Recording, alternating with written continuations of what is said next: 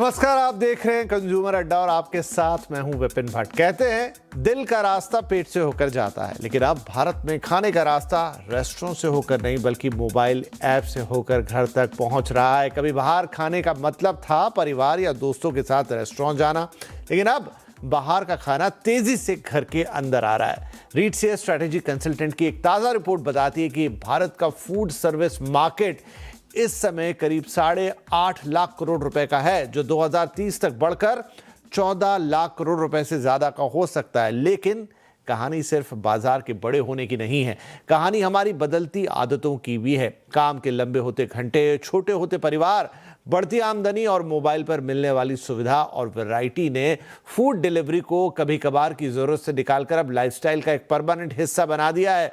और यही बदलाव अब बहुत बड़ा बिजनेस अपॉर्चुनिटी भी लेकर आ रहा है। रेस्टोरेंट चेन्स हो, फूड डिलीवरी प्लेटफॉर्म हो, क्लाउड किचन्स हो या नए डिजिटल फर्स्ट फूड ब्रांड्स हो, हर कोई कंज्यूमर की थाली में अपनी जगह बनाने की दौड़ में है। लेकिन सवाल, क्या डिलीवरी का बढ़ता क्रेज रेस्टोरेंट बिजनेस की तस्वीर बदल देगा? क्या घर पर खाना मंगाना कन्वीनियंस से आगे बढ़कर अब एक परमानेंट हैबिट बन चुका है? 14 लाख करोड़ के इस बाजार में सबसे बड़ा फायदा किसे होने जा रहा है, रेस्टोरेंट को, डिलीवरी प्लेटफॉर्म्स को या नए फूड ब्रांड्स को? और सबसे बड़ा सवाल, बाजार की ग्रोथ तो शानदार है, लेकिन इस ग्रोथ को प्रॉफिट में कौन बदल पाएगा? और आप और हम यानी कि जो कंज्यूमर हैं वो इसमें कहां जाके ठहरेंगे? क्या हमारा खान पान हमेशा के लिए बदल जाएगा, उसके तौर तरीके हमेशा के लिए चेंज हो जाएंगे? आज इसी पर बात करेंगे, विस्तार के साथ चर्चा करेंगे। हमारे साथ कार्यक्रम में शामिल हो रहे हैं national restaurant association of India के ट्रस्टी अनुराग कटरिया और रेट्स स्ट्रैटेजी कंसल्टेंट में पार्टनर रोहन अग्रवाल। आप दोनों का ही बहुत बहुत स्वागत है। और रोहन जी और उनके साथियों ने मिलकर ही ये रिपोर्ट तैयार की है, जिसका जिक्र मैं आपसे कर रहा था। तो रोहन जी, आई थिंक लास्ट ईयर की तो बात है, निखिल कामत ज़ीरोधा के जो को फाउंडर है, उन्होंने कहीं किसी पॉडकास्ट में बात बोली थी कि इंडिया और सिंगापुर की हैबिट को कंपेयर किया था कि वहाँ पर तो लोग घर में खाना बनाते नहीं हैं, इंडिया में भी धीरे धीरे ये ट्रेंड आएगा, घर पे खाना बंद हो जाएगा, बाहर से ही मंगाएंगे। बड़ी कंट्रोवर्सी भी हो गई थी, कुछ लोग भड़क भी गए थे उस पर और कहा भी था कि ये सब क्या कह रहे हैं, बकवास है। लेकिन अब आपकी जो रिपोर्ट है वो कुछ उसी तरह के ट्रेंड को दिखा रही है। हालांकि वो जिस स्थिति की बात कर रहे थे वो भी दूर की बात है, बट आदतें बदल रही हैं लोगों की। बिल्कुल विपिन, आदतें बदल रही हैं और हम ये देख रहे हैं कि इंडिया में भी फूड डिलीवरी या फिर बाहर का खाना, जो एक टाइम पे एक सेलिब्रेटरी ओकेजन हुआ करता था, पूरा परिवार एक साथ आता था, वो अब काफ़ी हद तक एक हैबिट बन चुका है, एटलीस्ट बड़े शहरों के अंदर में, मेट्रो सिटीज़, टियर 1 सिटीज़ जिन्हें हम कहते हैं। और उनके अंदर में आज की तारीख में कंज़्यूमर्स बहुत सारे अलग-अलग यूज़ केसेस के लिए ऑनलाइन काफ़ी रेडिली ऑर्डर कर दे रहे हैं। फिर भी मैं ये कहना चाहूँगा कि कल्चरली हम इंडियंस जो हैं घर पे खाना काफ़ी घर का खाना काफ़ी खाते हैं। अगर आप ये स्टैटिस्टिक्स जो आपने निखिल कामत वाली बात बताई, चाइना और यूएस के अंदर में आधा जो खर्चा कोई भी घर करता है बाहर के खाने पे, उसमें से आधा खर्चा बाहर के खाने पे होता है और आधा ही खर्चा सिर्फ़ घर के खाने पे होता है। जबकि अगर आप यही स्टैटिस्टिक इंडिया मार्केट के बारे में देखेंगे, तो हम इंडियंस जो है सिर्फ़ 10-15% अपना जो खर्चा है खाने का, वो हम सिर्फ़ बाहर के खाने पे करते हैं आज भी। तो इस हिसाब से अगर हम देखें तो इंडिया अभी काफ़ी दूर है, लेकिन उस दिशा में ज़रूर बढ़ रहा है। हम जो है हमारी इनकम्स बढ़ रही हैं, हमारा जो मिडल क्लास है, जो हमारा इनकम पिरामिड हुआ करता था, वो अब रोम्बस बनता जा रहा है। हमारे यहाँ पे अर्बनाइज़ेशन बढ़ रहा है, न्यूक्लियर फैमिलीज़ बढ़ रही हैं, डबल इनकम हाउसहोल्ड्स बढ़ रहे हैं। तो काफ़ी सारे ऐसे यूज़ केसेस बढ़ रहे हैं जिसमें लोग कन्वीनियंस और बाहर के खाने को एक अपना रोज़मर्रा एक एक हैबिट बना ले रहे हैं। Right right. और आपकी रिपोर्ट भी यही कहती है कि एक बाहर का खाना मतलब बाहर जाना, रेस्टोरेंट में खाना खाना, और एक बाहर का खाना मतलब कि आप बैठे अपने फ़ोन से ऑर्डर दिया, खाना घर के अंदर है तो वो भी बाहर का ही, लेकिन खाएंगे आप उसे घर के अंदर। अनुराग सर, तो ऑनलाइन डिलीवरी की ग्रोथ ऑफलाइन के मुकाबले दोगुनी से ज़्यादा रहने का अनुमान इस रिपोर्ट में है। आपको क्या लगता है, आने वाले वक्त में रेस्टोरेंट्स की लोकेशन से ज़्यादा इंपॉर्टेंट उसकी डिजिटल विजिबिलिटी होगी? नमस्कार विपिन जी। देखिए, इसमें 2-3 बातें हैं। अगर आप सिर्फ ग्रोथ परसेंटेज देखेंगे, ऑब्वियसली बिकॉज़ डिलीवरी ज़ीरो पे था तो परसेंटेज ज़्यादा दिखेगा। लेकिन आज भी किसी एक औसत रेस्टोरेंट के अंदर डिलीवरी का जो कारोबार है वो शायद 10-12%, 13% ज़्यादा नहीं है। ये अच्छे केसेस में, मोस्ट ऑफ द रेस्टोरेंट्स में उतना भी नहीं है। मेरे ख्याल से जो एक बहुत अहम मुद्दा हम यहाँ पे मिस कर रहे हैं वो ये है, जब भी कोई आदमी घर का खाना छोड़ के बाहर का खाना खाता है, दो तरह का कंजम्पशन होता है। एक एक्सपेरिएंशियल डाइनिंग, कि कोई भी सेलिब्रेटरी डाइनिंग।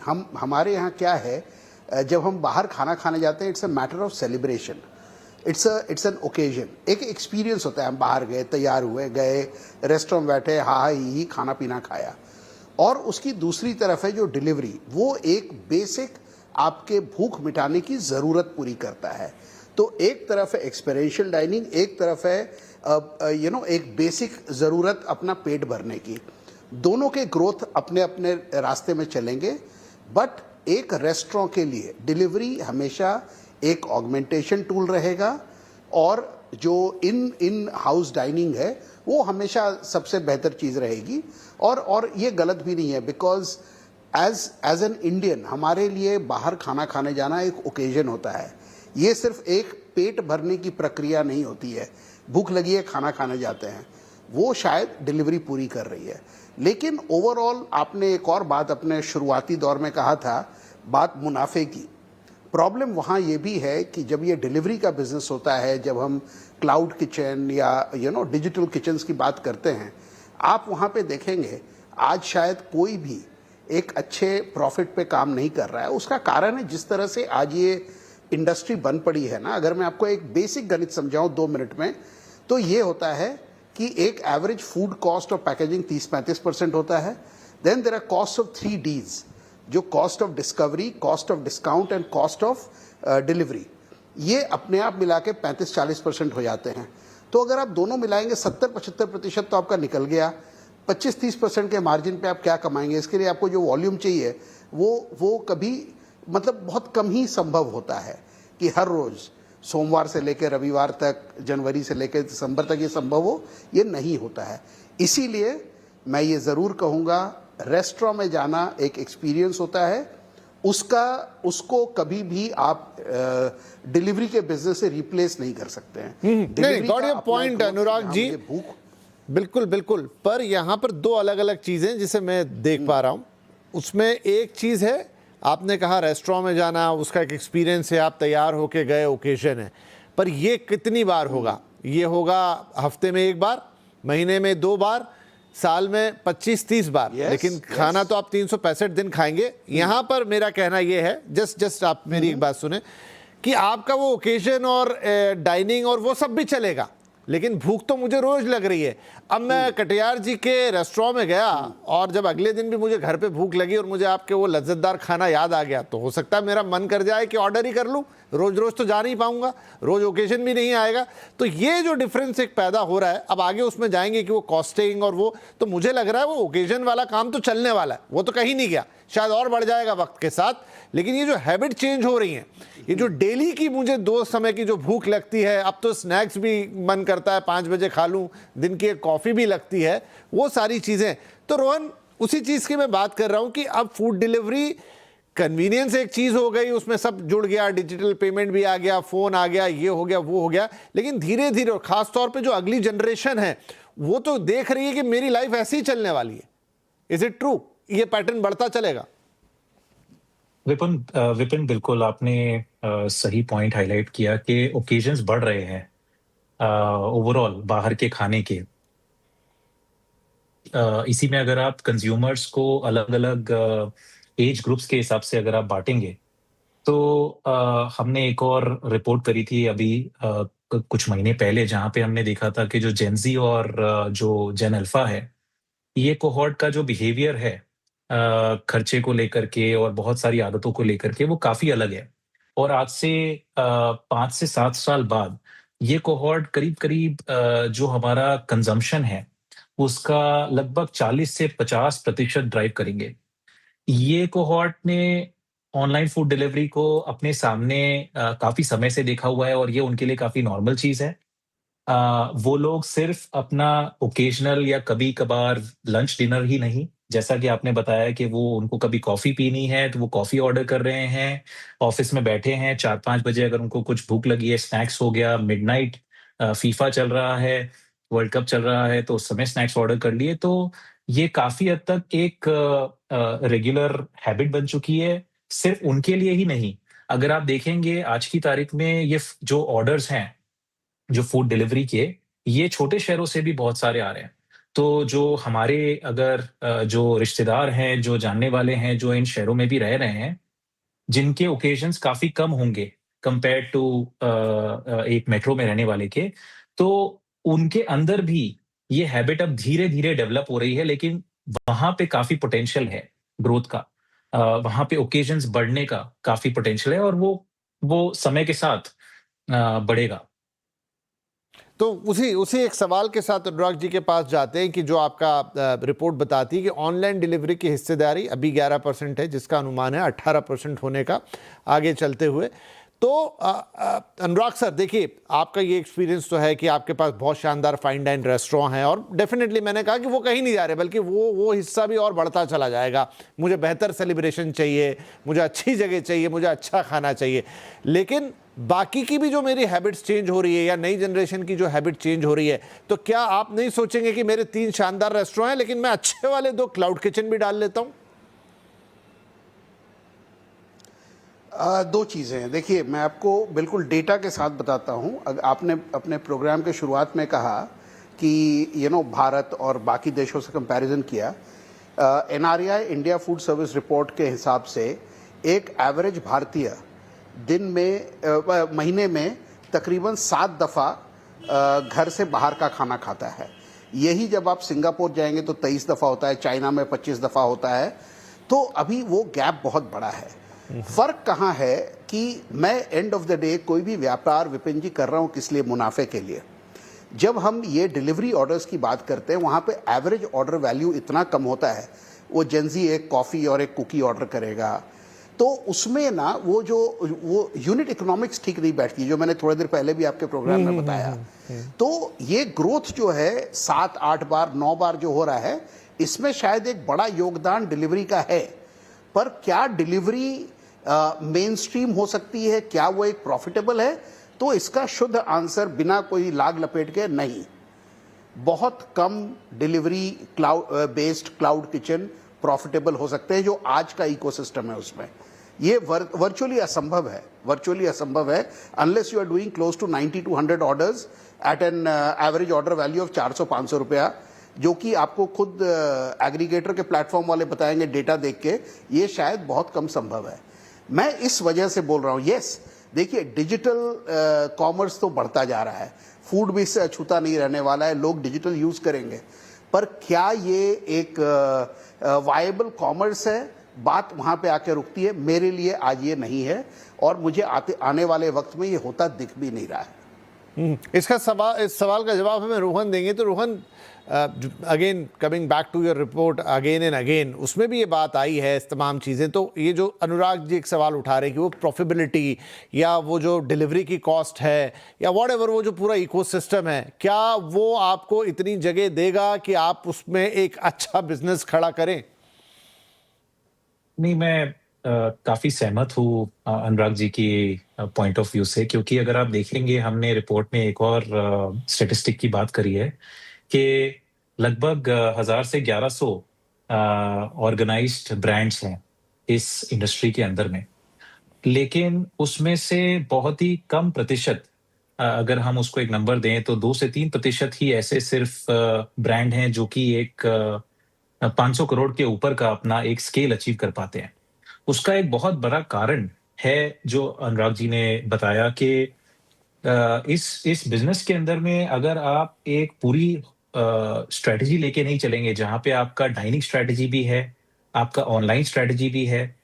ऑनलाइन के अंदर में जो आपका प्रोडक्ट है वो काफी डिफरेंशिएटेड है, क्योंकि आज जब कस्टमर अगर मान लीजिए हम ऑनलाइन की बात करते हैं, अगर उसको कुछ खाना है, वो ऑनलाइन ऐप खोलता है, तो उस समय जो है, एक तो आप बाकी सारे क्यूजीन्स के साथ, बाकी सारे जो खाने के अलग-अलग ऑप्शंस होते हैं, उनके साथ में आप कम्पीट कर रहे हैं।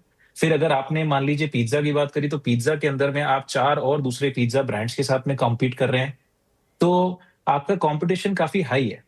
तो अगर आप एज़ अ बिज़नेस आपके पास इनफ वॉल्यूम्स नहीं आ रहे हैं, और अगर आपने हमने एक और चीज़ देखी है कि जो बिज़नेसेस एक ही किचन से अगर मल्टीपल ब्रांड्स को सर्विस कर पा रहे हैं, अगर मल्टीपल ब्रांड्स को जो है अ, वहाँ से बना पा रहे हैं, कैटर कर पा रहे हैं, तभी जाकर के उनकी जो कैपेसिटी यूटिलाइज़ेशन है, वो बढ़ रही है, और जिसकी वजह से फिर उनका जो है मुनाफ़े की बात आती है। तो हमारा जो पर्सपेक्टिव है वो काफ़ी सिमिलर है। तो अनुराग सर, फिर ये जो न्यू एज फूड ब्रांड्स हैं, मतलब जो खड़े ही इस पूरे इकोसिस्टम के अंदर हुए हैं, और ये भी बताती है रिपोर्ट कि 25 से 30% की रफ्तार से वो बढ़ रहे हैं, तो फिर वो आगे खुद को कैसे सस्टेन करेंगे? और जो जैसे अभी रोहन कह रहे थे ना कि वो एक ही ब्रांड नेम के अंदर मल्टीपल चीज़ें कर रहे हैं, आप आइसक्रीम भी दे रहे हो, आप पिज़्ज़ा भी दे रहे हो, आप ट्रेडिशनल फूड भी दे रहे हो, और आपका ही अपना एक इकोसिस्टम आपने तैयार कर लिया है। तो अगर ऐसा है, मतलब आप दोनों जो बात कह रहे हैं, तो फिर आगे इसका भविष्य क्या है? देखिए विपिन जी, जब हमने व्यापार शुरू किया था तो व्यापार का मुख्य ऑब्जेक्टिव होता था मुनाफा कमाना। आज का जो व्यापार है ना, इसमें एक अलग सा एक टर्म आ गया है कॉल्ड वैल्यूएशन, जहां पे कैश बर्न को, मतलब जो इसको हम नुकसान बोलते थे, वहां कैश बर्न को बहुत ही रोमांटिकली बोला जाता है, oh we are burning cash to build volumes.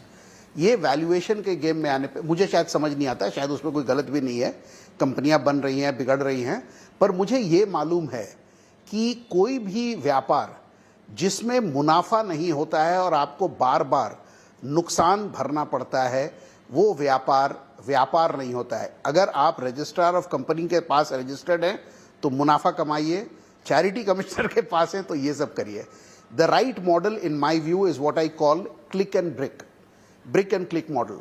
आपके रेस्टोरेंट भी होने चाहिए, उस रेस्टोरेंट के अंदर as an augmentation tool delivery होनी चाहिए। डिलीवरी ओनली एक मेरे हिसाब से आज की तारीख में एक सार्थक प्लान कभी नहीं हो सकता है। Brick and click is the way to go forward. ठीक है, एक छोटा ब्रेक लेते हैं। अनुराग जी कह रहे हैं कि brick and click is the way to go forward, लेकिन क्या दूसरे देशों में, जहां अभी हमने परसेंटेज गिनाया कि वहां इतना हो गया, वहां उतना हो गया, वहां पर बिजनेस कैसे सस्टेन कर रहे हैं? और आने वाले वक्त में अगर ये वॉल्यूम बहुत बड़ा हो गया, जिसकी हम बात कर रहे हैं कि बदलते फूड हैबिट्स, हमारी नई जनरेशन और उसका ऑफिस कन्वीनियंस और तमाम चीज़ें, आज नहीं तो क्या कल ये मोड पूरा बदल जाएगा, तब ये प्रॉफिटेबल होगा? कितना वक्त लगेगा? और आपके हमारे लिए, यानी कंज्यूमर के लिए, उसमें से क्या निकल कर आना है, या उसकी हमेशा जीती होगी इन सारी कॉम्पिटिशन्स के बीच? एक छोटा ब्रेक के बाद ये कुछ इंपॉर्टेंट सवाल।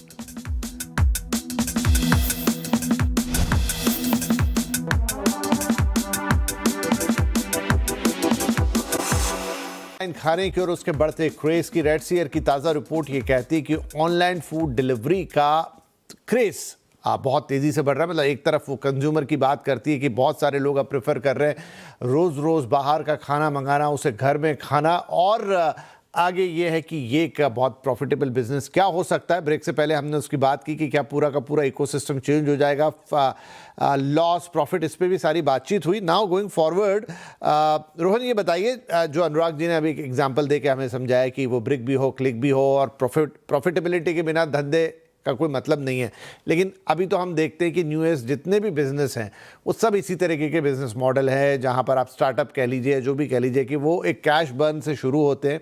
हाँ, उसमें से बहुत सारे रास्ते में रुक जाते हैं, कुछ एक बहुत बड़ी कंपनियों में तब्दील भी हो जाते हैं, लेकिन जो आपने शुरुआत में बताया कि दूसरे देश है जहां पर ये इस इकोसिस्टम का परसेंटेज बहुत ज़्यादा है, वहां पर ये कैसा चल रहा है? क्या वहां पर ये बिजनेस स्टैब्लिश हो चुके हैं, या वो भी अभी स्ट्रगल कर रहे हैं? उनके भी नतीजे हमें जानने बाकी हैं कि किसी दिन जाके वो प्रॉफिटेबल होंगे। विपिन जी, ये हमने देखा है दूसरे देशों में कि काफ़ी सारे, जो इंडिया में एक चीज़ जो हमने देखी है कि ब्रांड्स एक सर्टेन स्केल के ऊपर में काफ़ी लिमिटेड है। जैसा कि मैं अभी थोड़ी देर पहले बता रहा था कि 500 करोड़ के ऊपर के रेवेन्यू वाले जो ब्रांड्स हैं वो बहुत लिमिटेड है इंडिया में। लेकिन जब यही सेम चीज़ आप अगर चाइना में या यूएस या दूसरे मार्केट्स में देखेंगे, तो वहाँ पे काफ़ी स्केल्ड ब्रांड्स हैं। अब उनकी जो स्ट्रैटेजी है वो आप देखेंगे तो काफ़ी अलग-अलग है, और उसके अंदर में जो हमने पाया है वो ये है कि अगर ब्रांड्स अपनी एक पर्टिकुलर यूज़ केस, एक ओकेज़न अगर वो ओन कर सकते हैं कंज़्यूमर के साथ में, तो उनकी वो लॉयल्टी कंज़्यूमर जो है बार-बार उनके पास आ रहा है और उसी के हिसाब से फिर वो ग्रो कर पा रहे हैं। जैसे अगर आप केस देखेंगे कॉफ़ी का, तो कई देशों के अंदर में रोज़ जो है एक कॉफ़ी ऑर्डर करना या कॉफ़ी जाकर के एक टेक अवे लेना, वो एक रेगुलर हैबिट है। और उसी तरह से अगर आप देखेंगे कुछ दूसरे कैटेगरीज़ में भी जैसे कि लंचेज़ हैं, तो जो टेक अवे बॉक्सेस होते हैं या फिर सैलेड मील्स होते हैं, उस तरह के जो आइटम्स हैं लंचेज़ के दौरान वो सब भी काफ़ी रेगुलर बन चुके हैं। तो ये हमने देखा है कि दूसरे देशों के अंदर में जैसे-जैसे ये हैबिट बढ़ती चली जाती है, वैसे-वैसे जो ब्रांड्स इनको कैटर कर पा रहे हैं इन ओकेशंस को, उनको जो है धंधे में जो है उनको बिज़नेस के अंदर में वो ग्रोथ देखने को मिलती है। और रही बात ऑनलाइन चैनल की, तो ऑनलाइन चैनल का जो पेनिट्रेशन है, वो बाकी मार्केट्स में काफ़ी आगे है इंडिया के मुकाबले। लेकिन इंडिया के अंदर में एक जो चीज़ काफ़ी अलग है, वो ये है कि जैसे अगर आप देखेंगे हमारे यहाँ पे अभी अनुराग जी ने थोड़े टाइम पहले बताया वो एवरेज ऑर्डर वैल्यू के बारे में, यानी कि एक ऑर्डर का जो हम खर्चा देते हैं ऑनलाइन, वो लगभग अगर आप 400 साढ़े 400 रुपए का देखेंगे, तो वो काफ़ी कम है। कंपेयर्ड टू अगर आप बड़े मार्केट्स में देखेंगे। क्योंकि वहाँ पर डिलीवरी कॉस्ट ज़्यादा होती है और डिलीवरी कॉस्ट ज़्यादा होती है और वो सारी जो है कस्टमर से ली जाती है, तो इसकी वजह से और वहाँ पे टिपिंग का कल्चर भी है। तो वहाँ पे जो ऑर्डर्स हैं वो थोड़े-से साइज़ेबल होते हैं। वहाँ पर आप सिर्फ़ एक कॉफ़ी आप अपने लिए जो है रोज़ ऑर्डर नहीं कर रहे हैं, एटलीस्ट अगर आप वेस्ट में देखेंगे तो। जबकि अगर आप कॉफ़ी का कल्चर है, आप देखेंगे ज़्यादातर टेक अवे वाला दिखेगा आपको। तो थोड़ा-सा इंडियन मार्केट उस हिसाब से अलग है, लेकिन ह हमें कुछ-कुछ वहाँ से भी जो समझ में आ रहा है, वो यही आ रहा है कि ये मॉडल आगे स्केल के साथ में जो है चल सकता है। ऑफ़ कोर्स जो प्रॉफ़िट आपको रेस्टोरेंट से मिल रहा है जो आपको एक्सपीरियंसेस से मिल रहा है, वो काफ़ी ज़्यादा है कंपेयर्ड टू क्लाउड किचन के। हाँ, नो डाउट, वो तो हम शुरू में ही एग्री कर गए। लेकिन मैं बात कर रहा हूँ बदलते प्रेफरेंसेस के, बदलती टेक्नोलॉजी के, बदलती जनरेशन के, बदलते आयामों के। तो अनुराग सर ये बताएं कि जैसे जैसे अब ये कल्चर बढ़ेगा, जैसे जैसे अब हो सकता है कि आने वाले वक्त में हम देखें कि वो डेली बेसिस पे ही ये खाने मंगाने वाला सिस्टम शुरू हो जाए टिल अ टाइम। क्या उस समय फिर इन बिजनेस की प्रॉफिटेबिलिटी आती हुई नहीं दिखेगी या उसमें आपको नहीं लगता है कि ग्रोथ आएगी? दो तीन चीज़ें हैं विपिन जी इसमें। देखिए, आज जो सबसे बड़ा कंज्यूमर है ना ये डिजिटल डाइनिंग का, वो एक यूथ है, जो उसको जेन ज़ी बोलिए, जेन एक्स बोलिए, जो भी बोलिए उसको। ये यूथ क्या है, they are very value driven. इनको इस बात से फ़र्क नहीं पड़ता है कि क्वालिटी कितनी अच्छी कितनी बुरी है, शायद समझ की भी कमी हो। देखिए, एक परिपक्व उम्र में कुछ चीज़ें समझ में नहीं आती हैं। एक चीज़ बहुत क्लियर है, कोई भी खाना जो बनने के 40 मिनट बाद आपके घर पे ऑन एन एवरेज पहुंचता है, वो सेम नहीं हो सकता है, गर्म खाना है या ठंडा खाना है। तो इस वजह से कभी ना कभी जाके मुझे लगता है ये जो जनरेशन है, इसको इसके जो नुकसान है वो धीरे धीरे समझ आएगा, पर अगला जनरेशन आएगा वो करेगा। देखिए, डिजिटल डेप्थ बढ़ेगा, लेकिन ये ऐसा नहीं है कि it will become the main stream. मैं बार बार यही बता रहा हूं। और इसमें मुनाफा करने में इट इज नॉट कि ये 50 बार ऑर्डर कर रहे हैं या 20 बार ऑर्डर कर रहे हैं। फर्क ये है कि हर यूनिट की जो इकोनॉमी है वो बहुत पुअर है। अभी आपने बोला ना, रोहन जी ने बोला कि एवरेज ऑर्डर वैल्यू इंडिया में कम है। ये क्यों कम है और विदेश में ज़्यादा लोग ऑर्डर क्यों करते हैं? वहाँ पे नॉन फ्रेश फूड खाना एक आम बात है। आप एशियन कंट्रीज में जाइए तो वहाँ पे वो फ्रोजन नूडल्स, उस पर गर्म पानी डाल के खा लेना या उस तरह का खाना एक आम बात है। सैलेड, पैक्ड सैलेड खाना एक आम बात है। हमारे देश में आज भी एक जो फ्रेश खाने की अपनी एक अहमियत है, और ये सारे फैक्टर, ये कल्चरल फैक्टर्स हैं। मेरे को ऐसा नहीं लगता कि कोई ऐसा एक्सपोनेंशियल ग्रोथ आएगा। और दूसरा क्या है ना, एग्रीगेटर ड्रिवन बिजनेस है, इसमें आपका खुद पे कंट्रोल है नहीं। वो जो पूरा pipeline is controlled by aggregator, उनके टर्म्स चेंज होते रहते हैं। आपका यूनिट इकोनॉमिक्स अगर ठीक नहीं होगा तो चाहे आप जो मर्जी वॉल्यूम पे ले जाइए, चाहे आपका एओवी बढ़े ना बढ़े, एंड ऑफ द डे ये फिर आपको मुनाफे की तरफ नहीं ले जा सकता है। मैं वापस बोलता हूं, डिजिटल इकोनॉमी को हमको मानना पड़ेगा, लेकिन साथ में ये भी मानना पड़ेगा डिजिटल इकोनॉमी जो है मुख्य इकोनॉमी के साथ में चलने वाला एक सहयोगी है, वो खुद में अपने आप में दौड़ने वाला रेसर नहीं है। ठीक है, और इसके लिए थोड़ा और हमें इंतजार भी करना होगा कि आगे कैसे ट्रेंड, लेकिन अभी जो बातें हैं वो समझ में आ रही है। क्विक क्वेश्चन रोहन मैं आपसे ले लेता हूं, क्योंकि आपकी रिपोर्ट में उसका भी जिक्र था कि अभी जो हाई एंड टी कॉफ़ी बाजार में जाइए 700 साढ़े 700 रुपये की एक एवरेज कॉफ़ी आती है, जो हाई एंड टी है वो भी 100 सवा 100 200 रुपये। उसमें आपने जिक्र किया कि वो उसका जो वैसे तो मार्जिन होता है 60-70% धंधे का, लेकिन एबिटा निकलता है 6 से 7% के आसपास because of the high real estate cost और वो जो बाकी चीज़ें हैं। अब अगर वो हटा दिया जाए, वो बहुत बड़ा रियल एस्टेट वाला पार्ट उसमें से निकाल दिया जाए और वो कहीं किसी छोटी जगह में किसी क्लाउड किचन में चले और वहाँ से वो ऑर्डर जाए जो कॉस्ट इफेक्टिव हों, तो उसमें बहुत बड़े ग्रोथ के चांसेस हैं, ये रिपोर्ट कह रही थी। इसके ये तो एक एजम्पशन हो गया, एक हाइपोथेटिकल चीज़ हो गई, लेकिन एक्चुअली में इसका गणित कितना सार्थक है?